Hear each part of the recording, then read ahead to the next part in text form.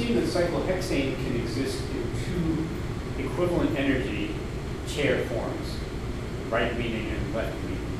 And those two are the same energy because all of them have 6 hydrogens in the axial position and 6 hydrogens in the equatorial position. But what happens when you start making a substituted cyclohexane, methyl cyclohexane, for example?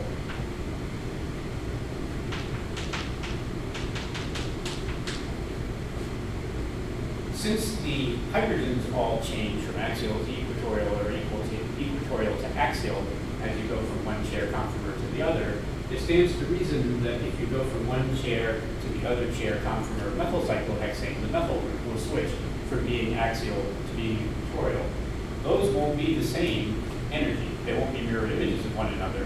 They will be conformational isomers, and conformational isomers differ in energy. So what I want to do is I want to draw the two possible chair conformers with the methyl at the top of the ring, and I want to draw it so that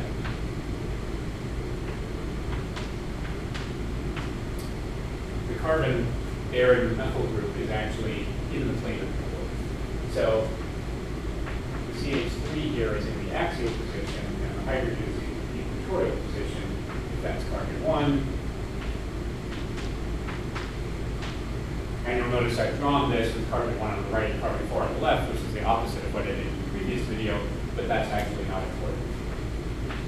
I'm going to put in my axial hydrogens, pointing either straight up or straight down, and then my equatorial hydrogens, so that I create those two W's on the end, the W here, and the W here, where the carbon 2 hydrogen bond is parallel to the carbon 1,6 bond, and the carbon 1 to hydrogen bond is parallel to the carbon 2,3 bond. So there's one possible chair conformer, and that's going to be in equilibrium with the other chair conformer, where carbon 4 is pointing up, and carbon 1 is pointing down, and the methyl group is now in the equatorial position.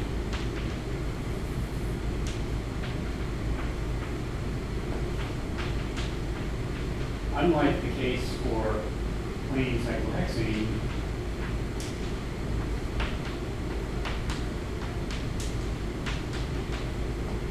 these two are no longer mirror images. The methyl group is in a different position. On page 145, there's table 4.3.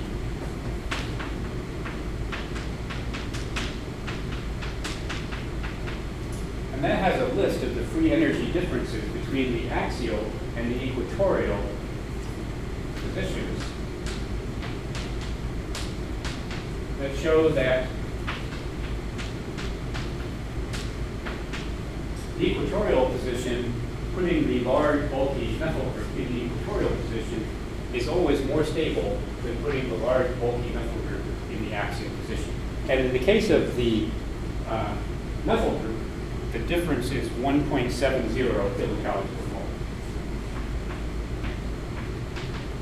So this would be negative 1.70 kilocalories per mole.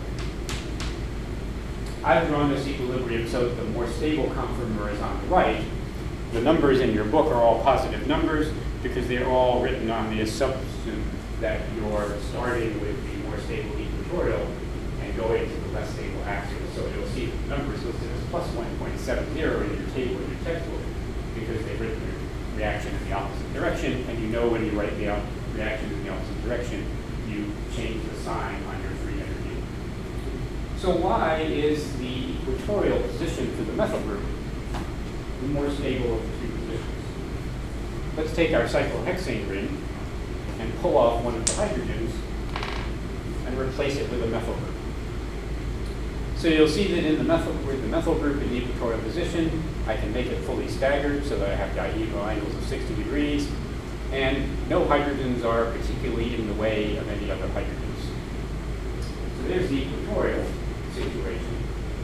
The axial position, if I flip my chair by pulling the left down and the right up, you'll notice that all the hydrogens interchange again, so all my colored hydrogen atoms are now in the vertical positions along with this methyl group. This methyl group now is much closer to the two hydrogens here on the carbons one away. So if we're numbering this so that this is carbon 1,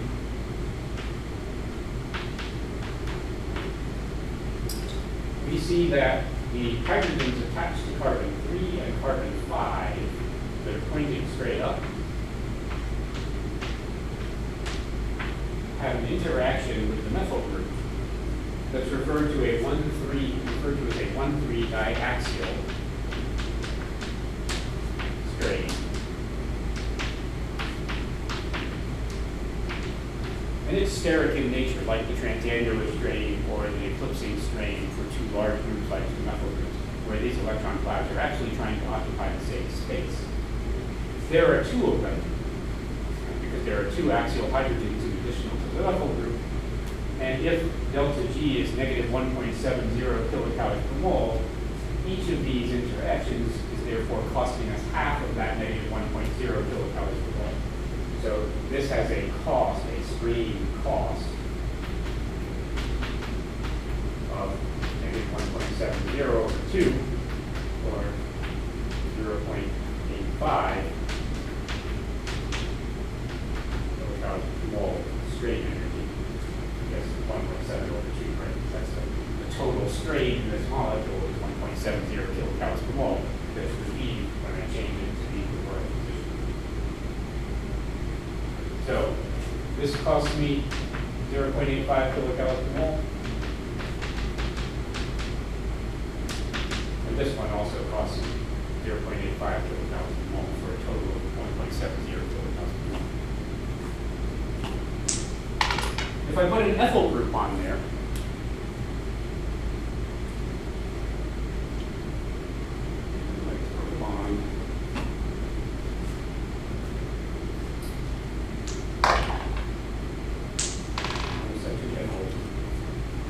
if I put an ethyl group on there in the equatorial position, you'll see that I can go to a fully staggered conformer, the ethyl group in the equatorial position, and then when I flip the chair, putting the ethyl group in this top position, there's a little bit more strain than there would be. There's less conformational mobility. I can't put the methyl group over here pointing towards the ring anymore. I kind of have to put that methyl group pointing as far away from the ring as possible. And that means that instead of having this hydrogen between the two, which is what I had for the methyl group where everything was staggered, I'm more likely to have that situation where the methyl group from the ethyl substituent is kind of further away, and I've got these two hydrogen interactions and this hydrogen interaction. So switching to a axial ethyl group, by decreasing the conformational mobility a little bit, increases the strain energy from 1.70 kilocalories per mole to 1.75 kilocalories per mole. It's not a large difference though, because for the most part, it can rotate so as to put that extra methyl group as far away as possible.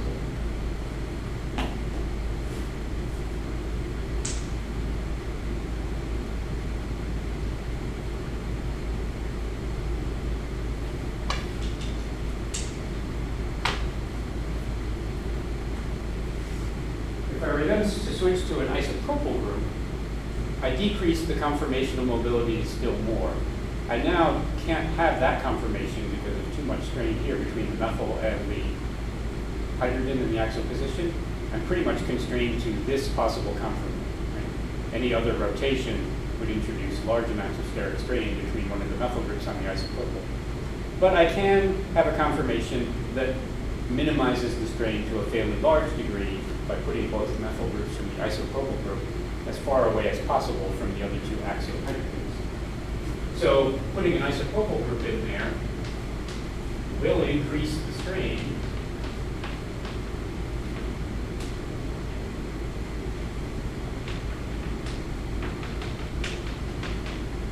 but not by as much as you might think, because it's still possible to put both of these two methyl groups a long way away from the axial hydrogens. And the strain energy now that's caused by this reduced mobility goes up to 2.2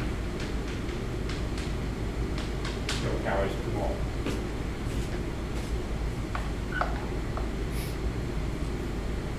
The real change comes when I switch to a T-butyl group. Because when I switch to a T-butyl group, there is now no conformation that can relieve this massive steric strain in the 1,3-diaxial interaction. All three substituents on this axial carbon are methyl groups. No matter what you do, one of those methyl groups is going to be interacting with the two axial hydrogens. The difference between the axial and the equatorial position for an axial T-butyl group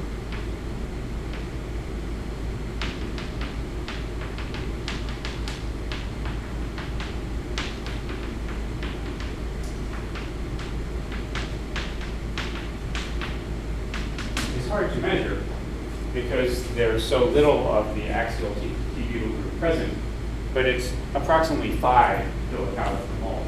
That's larger than the difference between eclipsed ethane and staggered ethane. And we said that eclipsed ethane was only a transition state and effectively wasn't there when we did our calculations of how much of the molecule would exist in the equatorial or in staggered versus the eclipsed. Right? And the gauche, we didn't even consider those eclipsed transition states. So when you put a T-butyl group on there, you're essentially locking the ring into one conformation. T-butyl group will not assume an axial position. The T-butyl group will always want to go into the equatorial position. And that's referred to as a conformationally locked ring.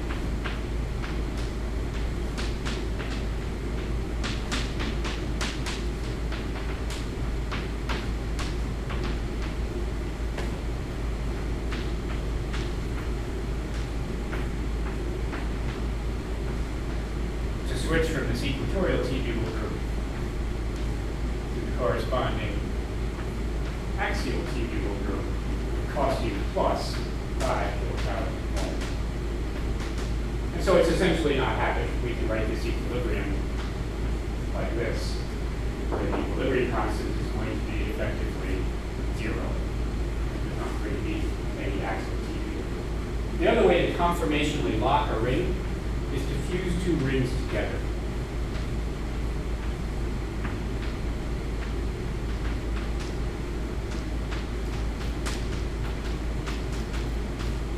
This molecule is referred to as transdecalin.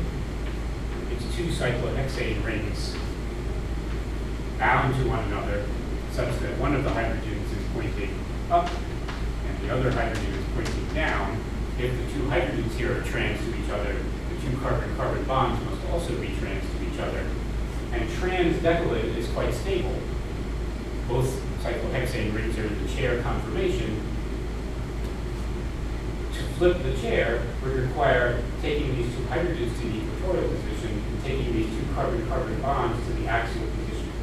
But these two carbons are bound to each other by the second ring. So there's no way that you can put these two carbons in the axial position without breaking some carbon-carbon bonds out here. Transdecalin is a conformationally locked ring. Putting a T-butyl group on to conformationally lock the ring into one chair, or fusing two rings to lock two chairs, is commonly used when you're trying to investigate the stereochemistry of reactions, and you want to know if it matters whether the hydrogen is anti to the leader group or the hydrogen is syn to the leader group, for example, if you're talking about a substitution reaction. So you'll see this trick of conformationally locking the rings. Other things you'll notice in that table, if you look at it, is you'll notice that the halogens are sterically significantly smaller than the methyl group. Even though those are very large atoms, the fact that there's just one nucleus and it's on a polarizable atom tends to cause it to be less unfavorable to put it in the axial position. So if you look at the table and you look from fluorine to chlorine to bromine to iodine, you'll see that they're all less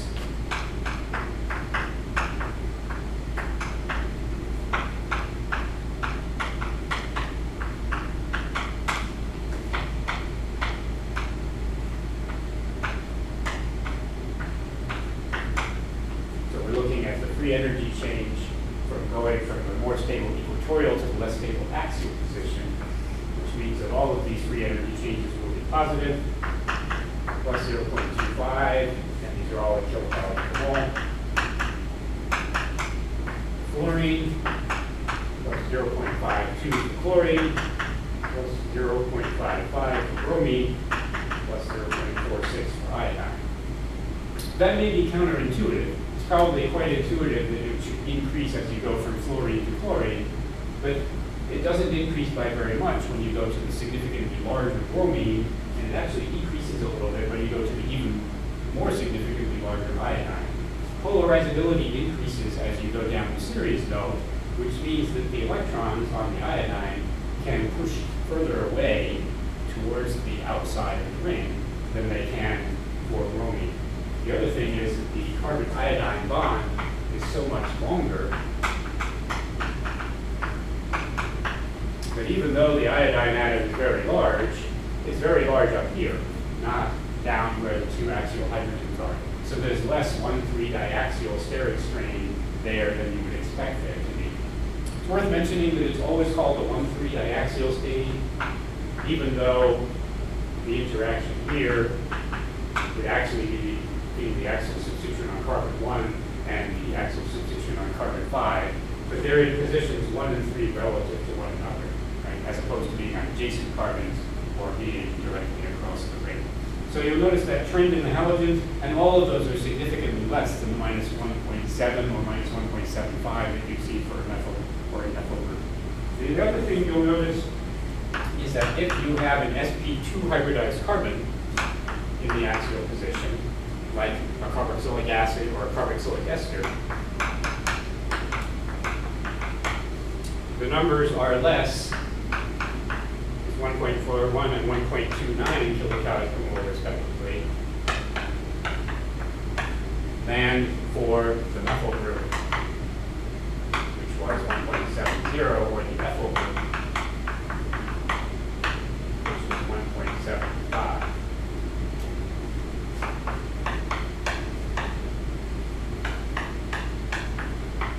The difference is in the hybridization of the carbon that's actually attached to the ring. When you have an sp2 hybridized carbon attached to the ring, instead of an sp3 hybridized carbon, it's possible for the axial substituent to take on a conformation where nothing is pointing to a large interaction, but if I put it in this conformer, neither of these two substituents is pointing directly towards the other two axial hydrogens. When you have an sp3 hybridized carbon in that position, that's not the case. It's almost always necessary for me to have hydrogens that are pointing towards you. See how those two hydrogens are significantly closer than on the other side of the ring, because these two hydrogens are actually pointing a little bit towards that. Whereas two atoms, when you have a planar molecule, have no angle towards the other two. See the shorter distance between these two hydrogens at the axial positions than between the two oxygens of the carboxylic acid at the axial positions. So an sp3 hybridized carbon is more sterically bulky than an sp2 hybridized carbon. In the next video, what I will want to talk about is how we can actually calculate the equilibrium distribution, the percentage of the equatorial position and the percentage that's in the axial position based on that energy difference. And the methodology is very similar to what we used when we were calculating the differences between staggered and eclipse conformers and gauche conformers in the linear system.